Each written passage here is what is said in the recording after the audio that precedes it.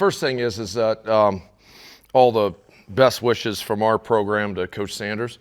I was told it was bladder cancer, something like that. You hate when an icon of the sport has to battle something like that. So all the best wishes from our program to him, that he gets a full recovery and can go on doing what he is gifted to do and do that.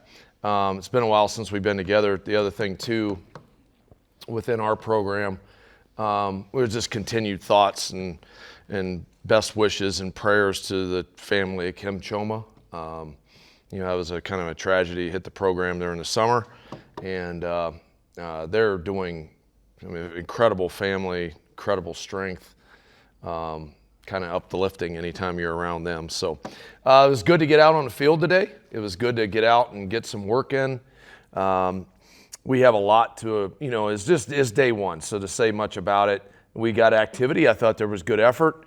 I think we got to get in like real football shape, and that's evident when you're out there and it's, you're playing football for that extended period of time and it's warm out the way it was. But no, it was good. I thought, for the most part, the mechanics of the practice went well. We didn't have guys, jumping all over the place or that. I thought we need to catch the ball a little bit better in certain situations. But other than that, I was pretty happy to get started. We've got a lot to get better at. We have a lot to do the rest of the day and go from there. So answer any questions. Say first practice, but we're all interested in watching that left tackle thing play out, and it kind of looks like a repeat of last year. Is that kind of what you think between those two guys? Well, I hope they're better than last year, right? There's still a lot of moving pieces to it. There's still whether Gio swings there. You've got Davies and Geiger, yes, all those pieces. And then, look, as you go and you get to your best five, we don't want to play Caden Barnett at tackle. We don't want to do that. We want to keep him at guard. But you still want to get your best five out there. And so as we go through a period of time, whatever that best five combination is how that's going to go. But at least initially, that's where we're at. It seems like there might even be a battle at right tackle here with Pinozo. I noticed he started at right tackle over Johnson. Is that kind of a... Yeah, there's a battle there. Rex had a good summer.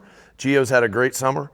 They're both, we've got competition. That's the biggest thing about it. And I think anytime that you got competition at a position, it makes everybody better. And that's the whole goal to it. Is there any injury updates from, obviously we haven't seen you in a while, but from the spring going into fall camp? Yeah, we've had two things that address it now. Dante Drake, had an injury in the summer that he'll miss the season. Caleb Robinson had the same kind of injury about 3 weeks later. He will miss the season. Both Achilles tendons, and both were in a shuttle run that this is my sixth summer here. We've never had a guy get an ankle, a hip flexor, a groin, anything in it. And I was standing 10 feet away when Dante Drake did his. Okay, that was a one-off, and you're like, man, that's wild. We've never seen that happen. Caleb Robinson did it in a similar way, and we've never had that. We've never had that type of thing. So immediately we changed all the cleats on everybody that's above a certain weight. I don't know. We don't know the cause. Like we're trying to figure that out too. I think if we knew the cause, whoever figured it out would probably be working for the Indiana Pacers or something like that. And it's frustrating in that regard. And I talked to other people. There was one coach that I talked to. They've had 3 of them this year. Achilles injuries, and so I don't know what the spike is. We had Sam Sula last year in fall camp playing. He's coming around a turn and actually tried to jump. Okay, so you didn't know what that was. And I looked at it and was like, okay, was he fatigued? We had practiced several days in a row, and so you make changes to your schedule and make changes to certain things. Jordan Turnbull did one in the spring, and And so we've looked at everything from cleats to all this other stuff within this. But to have two we're in a drill that is, okay, you're to the 5 and back, to the 10 and back, and those types of things. You could ask any player that's played in our program. They've run those every Friday morning for years, and we've never had an injury. And then had 2 this summer, and we're mystified as to the reason why. So it's unfortunate for those 2 guys. Other than that, that's where we're at injury-wise. I mean, we had Broadway got like a low hamstring, kind of leads into the top of the knee type of thing today. Other than that, we're all right. What about your depth interior on the defensive line with those 2? Yeah, I mean, it hurts. It hurts. I mean, it's what happens is you try to build it up, right? And we felt like, okay, we're in a really good spot. We've got 6 guys that could play, and now we've got 4. But we feel like we've got a 5th one that can come along. We also have a couple big defensive ends. If we had an emergency, we could get in there. We'll get Haswell back he'll start practicing at the end of the month, at the end of August, and we'll get him back mid-September. So at least we'll have another body there a little bit. That still leaves us 3 guys that are 295 plus pounds inside, which we still haven't had in the past with Sam Sula and Jaden Williams and Anish, and then Ben Florentine's played pretty well. But I mean, yeah, it's unfortunate. And like I said, there was no precursor to this. There was no calf injury. There was no hamstring. There was nothing that would tell you as any kind of a marker that this was going to happen. And like I said, once Dante's happened, it's a one-off, like you've never seen this. Once Caleb's happened, we went into like a full-blown panic mode in the building where whatever we're doing with, and there wasn't anything different training-wise. Like, so this isn't something that, because we're, jumping off of 80-inch boxes or something that, now we're breaking them down. And that's not the case. And there were 2 guys at the same position. We don't know why. So the first thing I looked at is, okay, whatever they're in cleat-wise, we're going to change this. And we're going to get that done. I don't know if that's an answer. I have no idea what caused this or where that went. And that's something that we're going to continue to look at the reason why. But nobody had it, talk to the training staff. Nobody had there was nothing that was a precursor to it to where, okay, this guy had this, type of calf injury or something. That's what they always say about the basketball guys. Or, like Kevin Durant had a calf injury and then tore his. We didn't have that. These guys were fine, and so, that's part of it, and we move on. What is it like to look out on that running back group that you wanted to be 8 deep, and to look at ththose guys and how big they are? Looks a lot different, right? Should be able to find a guy. Yeah. Should be able to find a guy. Look, there's 2 things to it. I don't even know what running back by committee, quote unquote, is. I think if you're going to be good, you've got a guy that carries the ball 18 to 22 times in a game. Well, within that, you're going to have another guy that's carrying it anywhere from 8 to 12 times, and another guy that's able to get you 5 more carries. If you're looking at running the ball 35 to 40 times in a game, hopefully more than that at times, in that regard, you're going to have it broke up. It's not sustainable to have one guy carry the ball 34 times in a game very often. Those backs are rare. They're out there, but they're rare in that regard. But so you really want to look for it in that type of framework, right? I think we can find that. But one of the biggest things that's going, and we're repping all these guys in a bunch of different ways because we've got to find out. One thing we were awful at last year offensively, we didn't break any tackles at all. When you go back through and you compare, I did something this summer and looked at every game that we played and go to the Pro Football Focus. They have all these different stats and numbers of missed tackles that teams had against us as compared to their opponents. There was several teams had their season low missed tackles against us offensively last year. Well, when you block a play that gains 4 yards, you got to gain 8.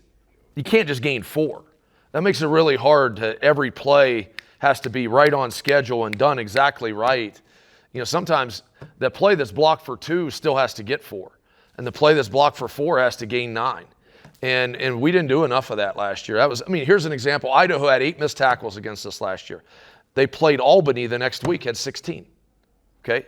So, that's when we're looking at and evaluating this at running back, there's going to be a lot of live situations in fall camp where who's going to run through somebody's face, who can make somebody miss, who can get 4 yards and turn it into 8. And that's why we got to rep all these guys so they know what they're doing and put them in that situation. How do you think, you got a couple guys coming off injury in Harris and in Sam Scott, how are they looking to you right now?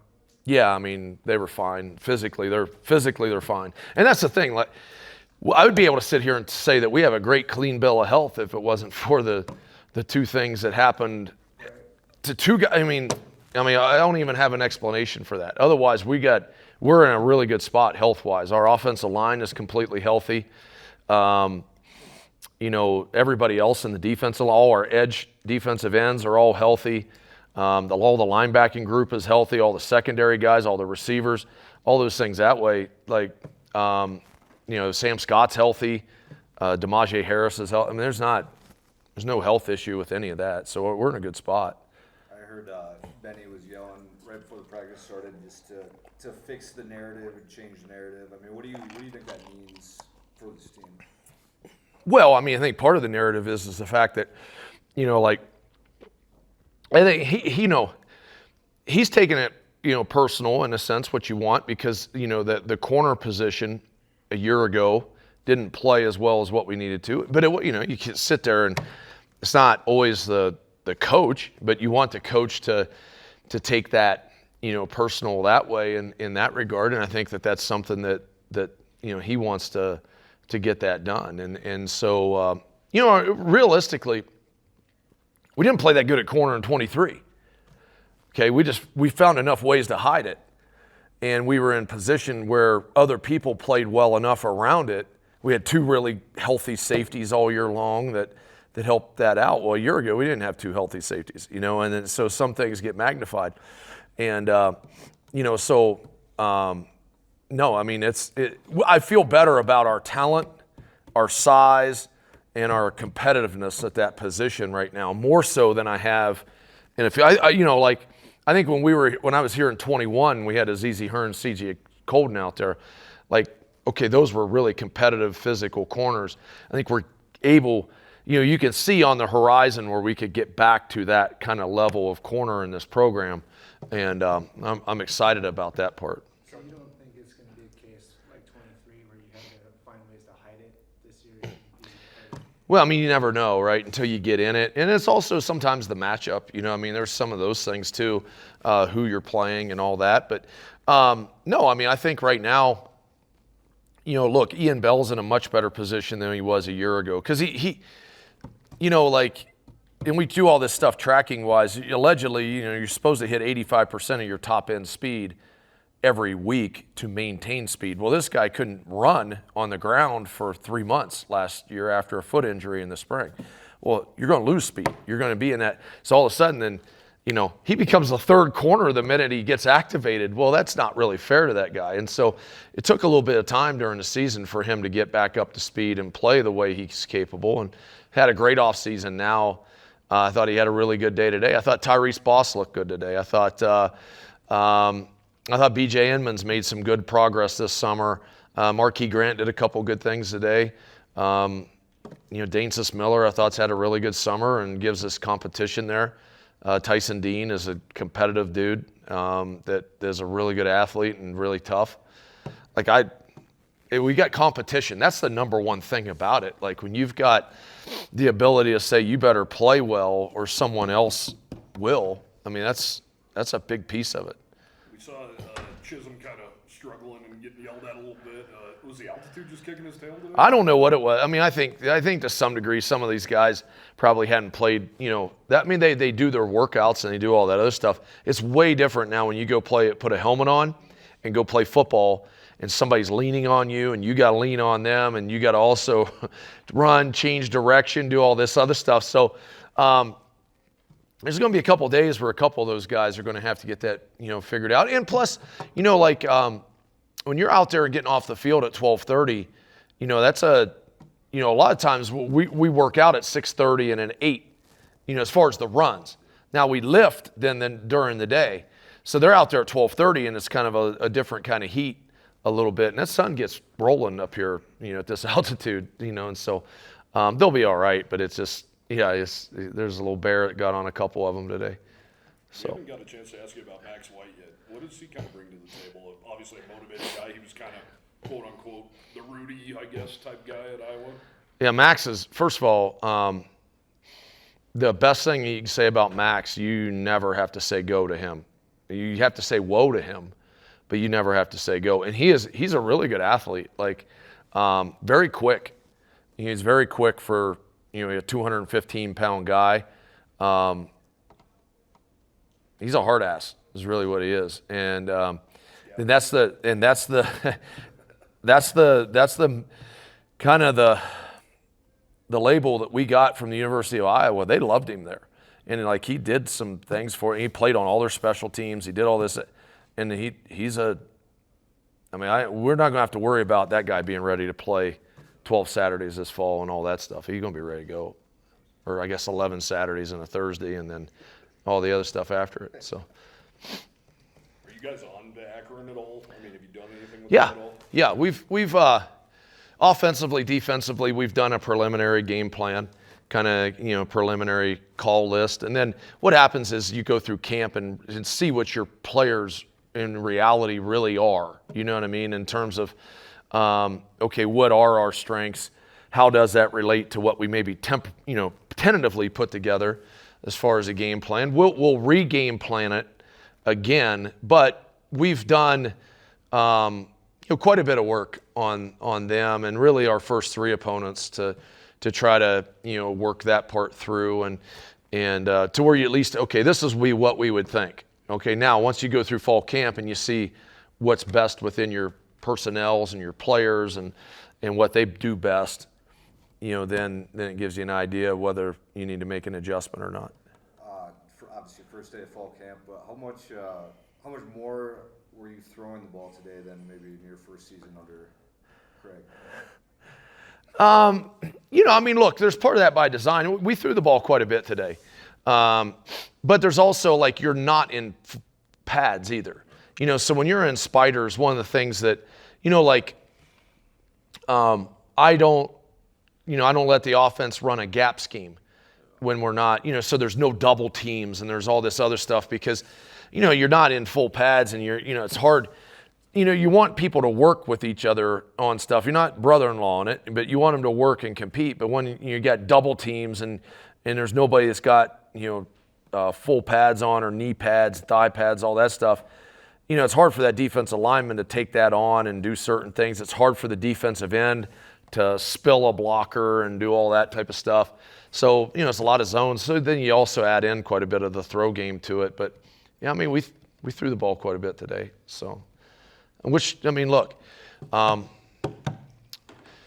have to foundationally be able to out-physical people. So we talked about, as far as backs, breaking tackles and all that stuff, we have to be able to do that.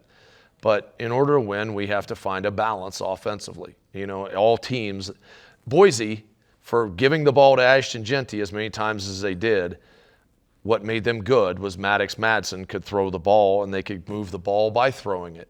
And so that was a big piece of what made them good. And right, so that's what you ultimately have to establish that.